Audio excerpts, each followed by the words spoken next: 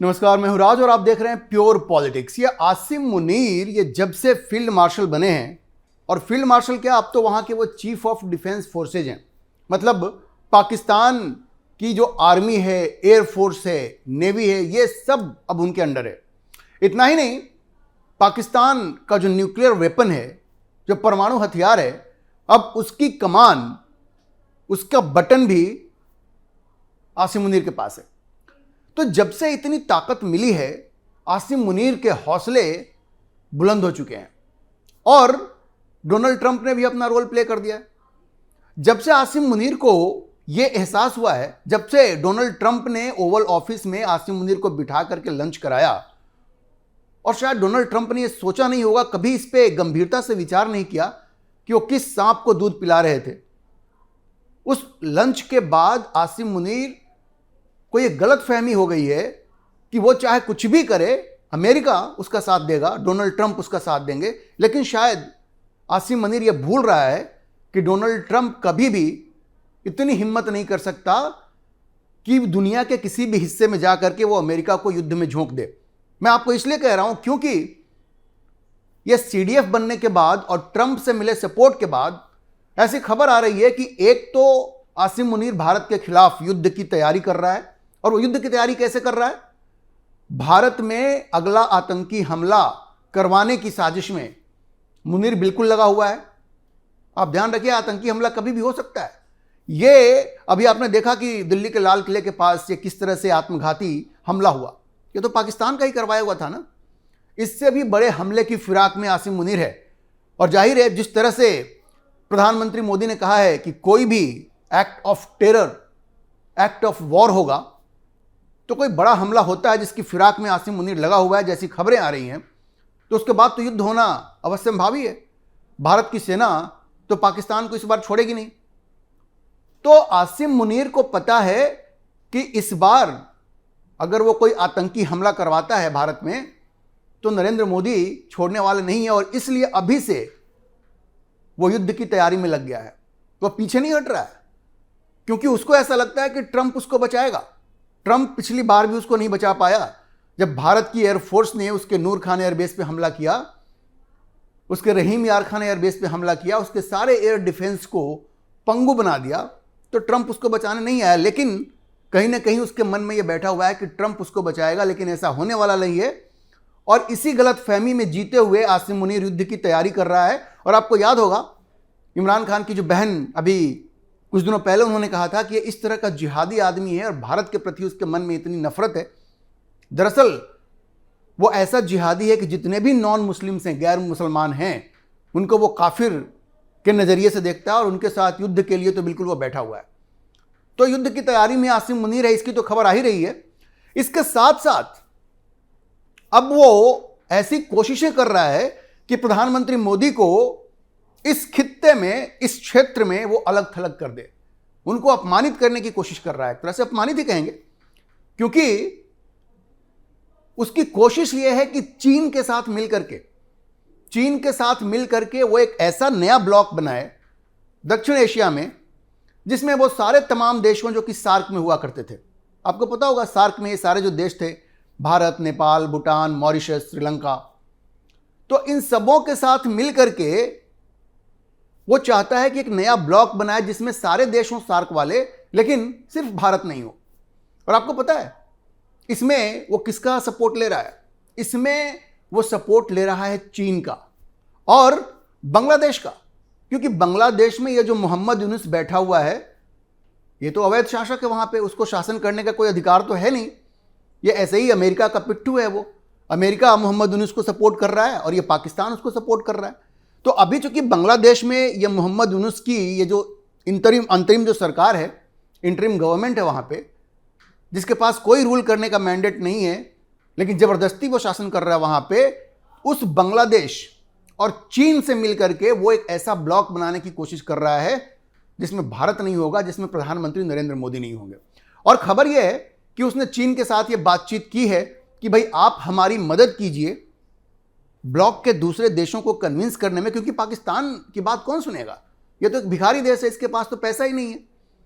पाकिस्तान के पास तो इतनी ताकत नहीं है ना कि वो जाकर के नेपाल को कहे, भूटान को कहे, श्रीलंका को कहे, मालदीव्स को कहे कि भैया आप भारत को छोड़ करके एक नए ब्लॉक में शामिल हो जाइए। ये तो पाकिस्तान की कहने की हैसियत नहीं है, उसकी औकात नहीं है।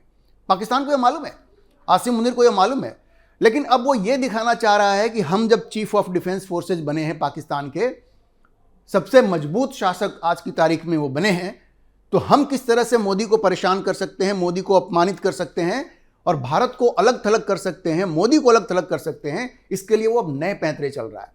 इसलिए खबर यह है कि उसने चीन से कहा है कि चीन उसकी मदद करे दक्षिण एशिया के देशों को कन्विंस करने में कि सार्क तो अब चल नहीं रहा है, क्योंकि भारत ने बड़ा स्पष्ट कह दिया है कि जब तक ये आतंकी हमले होते रहेंगे और आतंकवाद को पाकिस्तान बढ़ावा देता रहेगा तो सार्क का कोई फ्यूचर नहीं है, कोई भविष्य नहीं है। आपको याद होगा जो उरी में हमला हुआ था, उसके बाद से ही भारत ने कह दिया था, क्योंकि अगला सार्क सम्मेलन इस्लामाबाद में होने वाला था, तो भारत ने बड़ा स्पष्ट कह दिया था कि भाई एक तरफ तो आप हमारे घर में आतंकी हमले करवा रहे हो और आप हमसे ये उम्मीद करते हो कि हम आपके यहाँ आकर के सार्क सम्मेलन में भाग लें, तो ये संभव नहीं है। तो उसके बाद से पाकिस्तान जिस तरह से अपमानित महसूस कर रहा था, अब उस अपमान का बदला लेने के लिए वो प्रधानमंत्री मोदी को अपमानित करने की सोच रहा है, आसिम मुनीर सोच रहा है। और इसलिए उसने चीन से गुजारिश की है कि भाई हमारी बात तो कोई नहीं सुनेगा, लेकिन आप दक्षिण एशिया के इन देशों को समझाएं कि भारत के बगैर सार्क जैसा एक प्लेटफॉर्म बनाया जाए जिसमें सारे देश होंगे सार्क वाले, सिर्फ भारत नहीं होगा।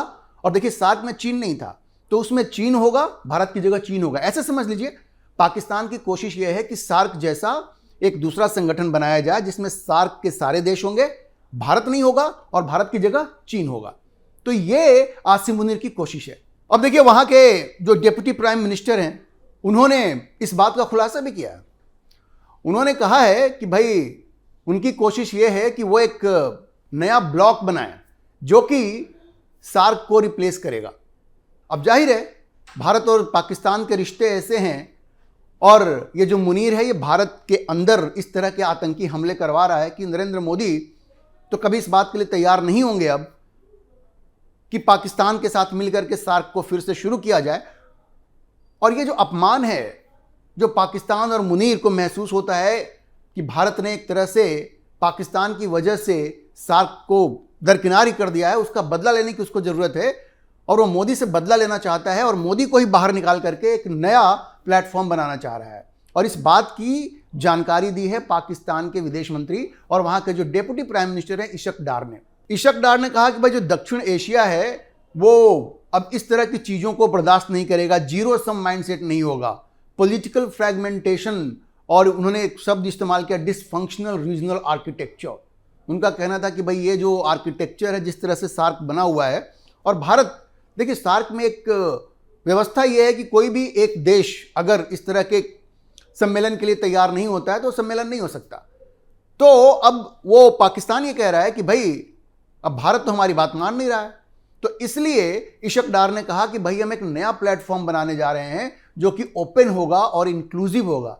मतलब आप सोचिए, आपको लगता है कि ये बन पाएगा? भारत बाहर रहेगा तो अफगानिस्तान भी तो बाहर रहेगा, अफगानिस्तान भी तो बाहर रहेगा उससे, क्योंकि अफगानिस्तान और पाकिस्तान के बीच में जिस तरह की लड़ाई चल रही है एक दूसरे के खिलाफ, और पाकिस्तान को जिस तरह से अफगानिस्तान की जो सेना है वो नाको चने चबवा रही है, सीमा के अंदर जा करके जिस तरह के हमले हो रहे हैं, तो पाकिस्तान के लिए तो आसान नहीं। कौन सा देश जाएगा पाकिस्तान के साथ? क्या श्रीलंका जाएगा? क्या नेपाल जाएगा? क्या मॉरिशस जाएगा? कोई नहीं जाएगा। चीन के हाथ पैर जोड़ रहा है पाकिस्तान, लेकिन जो खबरें आ रही हैं कि बाकी के जो देश हैं वो बिल्कुल भी तैयार नहीं है, बिल्कुल के तैयार नहीं है। हालांकि इशक डार ने यह संकेत दिया है कि सार्क के जो दूसरे देश हैं वो इस बात के लिए तैयार हैं या उनकी इच्छा है, लेकिन ये सिर्फ इशक डार ने कह दिया है। बाकी जो खबरें आ रही हैं उससे बड़ा स्पष्ट है कि ये जो देश हैं वो पाकिस्तान के साथ जाने को तैयार नहीं है, क्योंकि पाकिस्तान के पास ना तो वो आर्थिक ताकत है और ना ही वो सामरिक ताकत है कि वो भारत को अलग थलग कर सके। भारत के रिश्ते सार्क के देशों के साथ पाकिस्तान को छोड़ करके बड़े मजबूत हैं, और पाकिस्तान अगर ये सोचता है कि वो भारत को दरकिनार करके यहाँ एक लीडरशिप अपनी तैयार करेगा और भारत की जगह चीन की दादागिरी इस साउथ एशिया में इस्टेब्लिश करवाएगा, स्थापित करवाएगा, तो वो तो होने वाला नहीं है।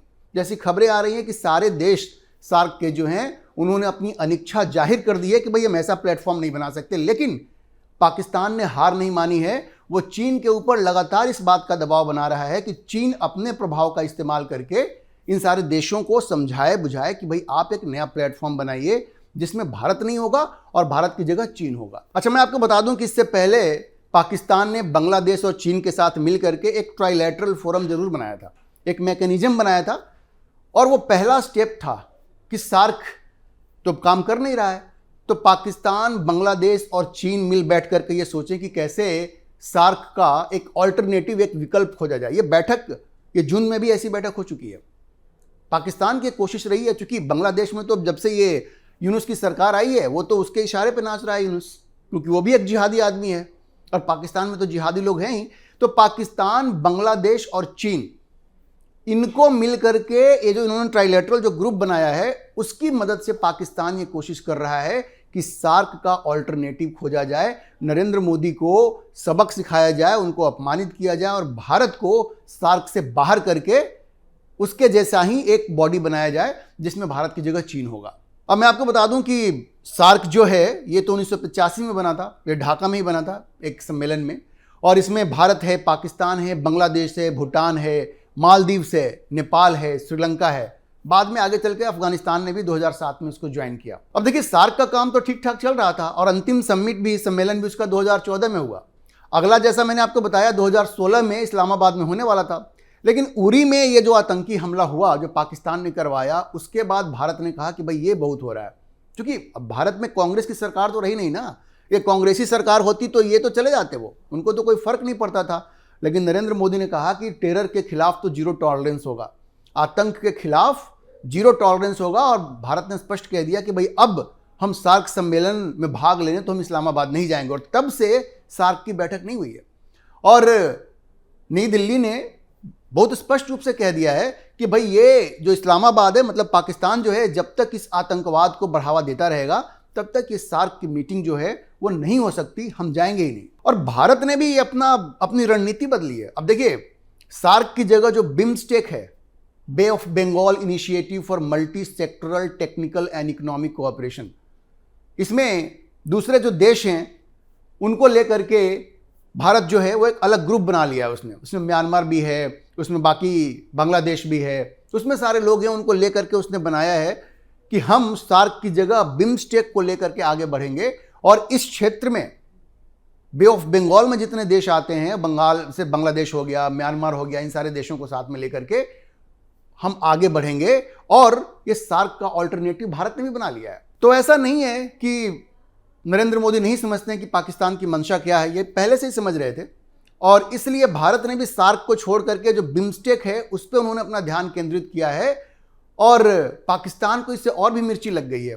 और इसीलिए अब वो जाकर के चीन के सामने हाथ पैर जोड़ करके ये कह रहा है कि भाई हमें भी एक दूसरा ब्लॉक बनाना चाहिए जिससे कि भारत को बाहर कर देंगे। और इससे उनको लगता है कि शायद प्रधानमंत्री मोदी अपमानित महसूस करेंगे, भारत अपमानित महसूस करेगा। लेकिन जो खबरें आ रही हैं कि कोई भी देश पाकिस्तान के इस जाल में पड़ने को तैयार नहीं है, बांग्लादेश के सिवा। अच्छा, जैसा मैंने आपको कहा कि ये मुनीर को इतनी ताकत यहां से आ रही है क्योंकि उसे ऐसा लगता है कि उसके पास ट्रंप का सपोर्ट है। जब से ओवल ऑफिस में गया है, उसने लंच किया है और उसने ट्रंप को, पाकिस्तान को एक तरह से बेच दिया है। बलूचिस्तान में जितने रेयर मिनरल हैं, रेयर अर्थ मिनरल्स हैं, उसके लिए उसने उनके साथ डील की है, क्रिप्टो की डील की है, जिसमें जो कंपनी है अमेरिकन, उसमें ट्रंप के परिवार के पास 60% से ज़्यादा शेयर हैं। तो इस तरह से रिश्वत दे करके मुनीर ने इतनी रिश्वत दी है ट्रंप को कि उसे लगता है कि ट्रंप उसके साथ खड़े हैं और उसका मन बहुत ज़्यादा बढ़ता जा रहा है। और ये जो उसकी हरकत है प्रधानमंत्री मोदी को अलग थलग करने की, भारत को अलग थलग करने की, वो भी उसी का परिणाम है। देखिए, प्रधानमंत्री मोदी भी इस चीज़ से पूरी तरह अवगत हैं और उन्होंने बहुत स्पष्ट कर दिया है कि उनके पास जो खबरें आ रही हैं कि भारत की सरकार को भी इस बात का पूरा अंदाजा है कि जो मुनीर है ये भारत को अलग थलग करने की कोशिश तो कर ही रहा है, भारत में आतंकी हमला भी वो कभी करवा सकता है। तो भारत की सरकार ने, मोदी की सरकार ने सेना को बड़े स्पष्ट रूप से कह दिया है कि आप बिल्कुल तैयार रहिए, कभी भी ऑपरेशन सिंदूर पार्ट 2 लॉन्च किया जा सकता है और इस बार मुनीर बचने वाला नहीं है। ये रक्षा मंत्री राजनाथ सिंह ने भी कहा था और भारत के आर्मी चीफ ने भी कहा था कि भाई इस बार हम वो संयम नहीं दिखाएंगे। और रक्षा मंत्री ने तो ये कहा था कि इस बार पाकिस्तान का इतिहास और भूगोल दोनों बदल जाएगा। तो आप समझिए कि भारत इसके लिए पूरी तरह तैयार है और पाकिस्तान की आर्थिक स्थिति ऐसी नहीं है कि वो भारत को दक्षिण एशिया में अलग थलग कर सके और भारत की जगह किसी और देश को ला सके।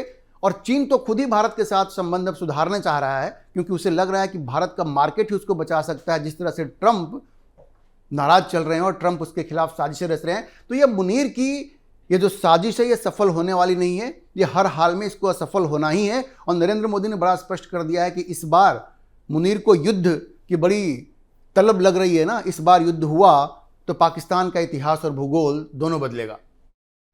अभी के लिए इतना ही। इस विषय पर आप क्या सोचते हैं अपनी राय कमेंट बॉक्स में जरूर लिखें। और अगर आपको वीडियो पसंद आया हो तो आप इसे लाइक करें, शेयर करें और हमारे चैनल को सब्सक्राइब जरूर करें।